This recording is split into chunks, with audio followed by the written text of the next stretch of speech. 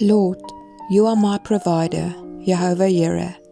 The Lord is my shepherd. He sustains me in every area of my life. I lack nothing. Thank you, God, for everything. Your shalom guards my heart, my mind, and my spirit today. My peace is non-negotiable because it comes from God.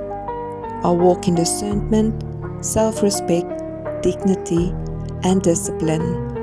I respond with wisdom, not reaction. I am favored and loved by God Almighty, Yahweh. I love God the Father, the Son Jesus Christ, Yeshua, and the Holy Spirit. I choose the will of God for my life because I belong to Jesus Christ. Lord, sustain me today. Order my steps.